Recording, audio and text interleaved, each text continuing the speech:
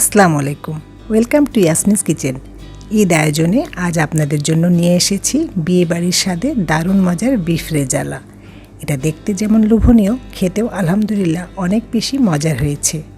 আমি সবসময় চেষ্টা করে থাকি নতুন রাঁধুনিদের জন্য যে কোনো রেসিপি কম উপকরণে একেবারে সহজ করে দেখাতে। এবার এক নজরে উপকরণগুলো দেখে নিন।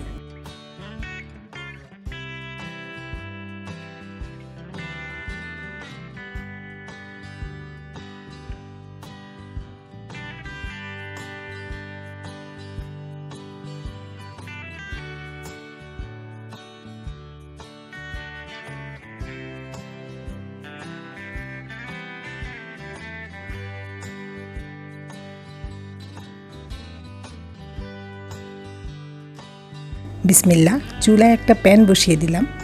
এতে দিয়ে দিচ্ছি আধা কাপ তেল। এবার দিচ্ছি 1 কাপ কুচি করা পেঁয়াজ। চুলার মিডিয়াম জালে পেঁয়াজ খুব সুন্দর করে ভেজে নিব। এই যে একেবারে বেরেস্তার মতো করে ভেজে নিয়েছি, কারণ পরবর্তীতে আমি আর কোনো বেরেস্তা ইউজ করব না। এবার পরিষ্কার করে ধুয়ে পানি ঝরিয়ে রাখা মাংস দিয়ে দিচ্ছি 1 কেজি। আমি হাড় চর্বি সহ মাংস নিয়েছি। আপনারাও গরুর বিভিন্ন অংশের মিক্স করা মাংস নিতে চেষ্টা করবেন।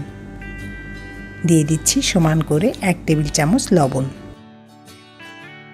এরপর দিচ্ছি 1 টেবিল চামচ আদা বাটা এবং 1 টেবিল চামচ রসুন বাটা।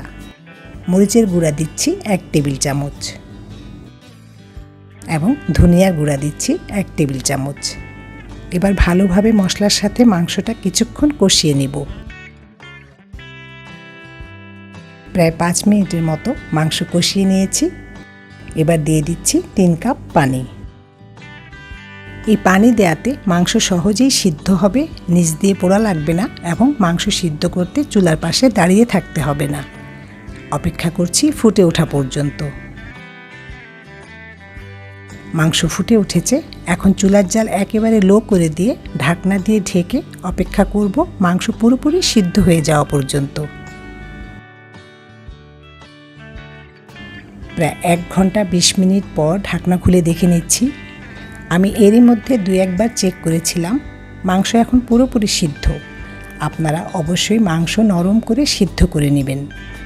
এবার দিয়ে দিচ্ছি 3 টেবিল চামচ বাদাম বাটা। আমি কাঠবাদাম নিয়েছি, আপনারা যে কোনো বাদাম বাটা দিতে পারেন। তারপর দিচ্ছি 2 টেবিল চামচ কিশমিশ। আপনারা কিশমিশ বাটা ব্যবহার করতে পারেন। দিয়ে দিচ্ছি 1 টেবিল চামচ টমেটো সস। এখানে 1/4 কাপ গুঁড়া দুধ নিয়েছি, পুরোটাই দিয়ে দিচ্ছি। আপনারা গুঁড়া দুধ দিতে না চাইলে ঘন লিকুইড দুধ 1 কাপ দিয়ে দিবেন, তবে গুঁড়া দুধের টেস্টের ব্যাপারটাই আলাদা। এরপর দিচ্ছি 1 টেবিল চামচ স্পেশাল গরম মশলার গুঁড়া। এর মধ্যে জায়ফল, জয়ত্রী, সাদা গোলমরিচ, কালো এলাচ সব কিছু মিলে খুবই ফ্লেভারফুল একটা মশলা, যেটা ছাড়া কোনো স্পেশাল রান্না সম্ভব নয়। এই মশলার ভিডিও লিঙ্ক ডেসক্রিপশন বক্সেই পেয়ে যাবেন। আমাদের দেশের টক দই মারাত্মক টক। এতে টেস্ট বেড়ে যাওয়ার চাইতে কমে যাওয়ার সম্ভাবনাই বেশি। আমি দিচ্ছি না, তবে আপনারা যারা ভাবছেন টক দই ছাড়া রেজালা হবে না, তাহলে এই পর্যায়ে অবশ্যই 2 টেবিল চামচ টক দই দিয়ে দিবেন।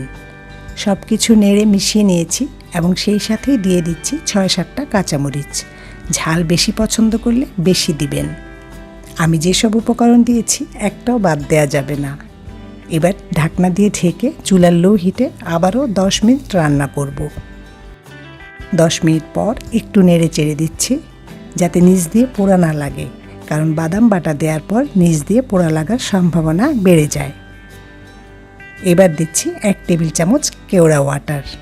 এটা দেওয়াতে বিয়েবাড়ির শাহি ফ্লেভার চলে আসবে। এবং সবশেষে দিয়ে দিচ্ছি 1 টেবিল চামচ ঘি। তবে আপনারা যদি একই সাথে পোলাও, রোস্ট, রেজালা অনেক কিছু রান্না করেন, তাহলে সব আইটেমে কিন্তু ঘি ইউজ করবেন না। এখন ঢেকে আর মাত্র 5 মিনিট লো হিটে দমে রাখব।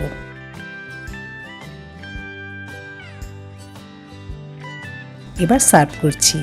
লুচি, পরোটা এবং সাদা পোলাওর সাথে এটা খুবই ভালো লাগে।